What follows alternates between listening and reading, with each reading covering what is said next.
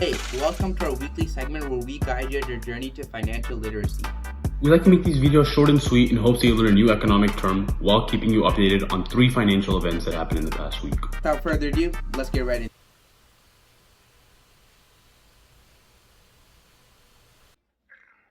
The last couple of weeks have seen a flurry of downgrades by economists to third quarter and 2021 GDP growth forecasts.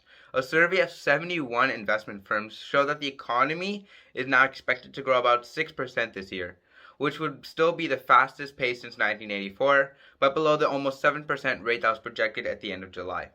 The main culprits for the downbeat narrative over the past month are 1. Softening consumer demand impacted by the Delta COVID-19 variant, and 2. Lingering supply chain disruptions.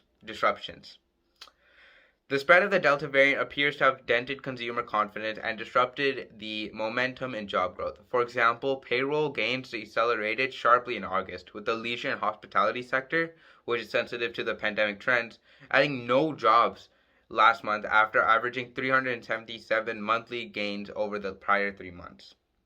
Supply chain disruptions are proving to be more persistent than initially thought, limiting how fast the economy can normalize. Widespread labor and material shortages are restraining production, holding back the recovery and driving prices higher. July job openings released last week reached a new record high of 10.9 million, and the number of unemployed per opening sank to a record low, indicating a tight labor market. An example of the snags in supply chains is the semiconductor shortages, which are expected to last into next year and have led major automakers to recently announce additional plant shutdowns.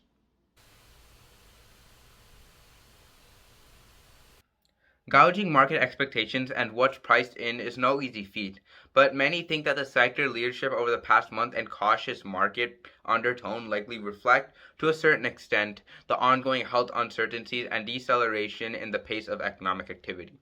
Unlike the S&P 500, which has benefited from the outperformance of the mega-cap tech names, small-cap stocks have flatlined since February, and several economically sensitive industries, along with commodities, peaked in May. And since July, the very defensive utility sector has led the S&P 500 gains. Since the bear market bottom last March, about 18 months ago, many have witnessed the best start to a bull market on record and the lack of downside volatility. Because of the largely uninterrupted uptrend, many complacency might be settling in.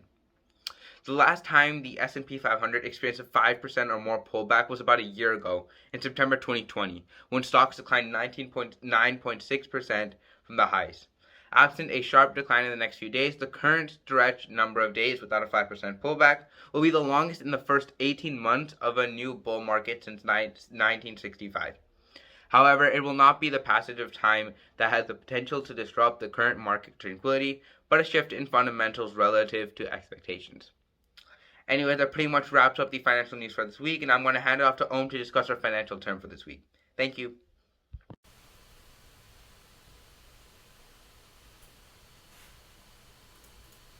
Hey guys, today we're going to be talking about credit default swaps, a complicated term that often goes overlooked in financial textbooks. A shorthand for credit default swaps is CDS or CDs, and I'll be using those interchangeably because credit default swaps is way too long to say. A CDS essentially allows a lender to offset the risk they take on by lending money. The way it works is that the lender buys CDS from a CDS seller, which normally happens to be big banks or financial institutions.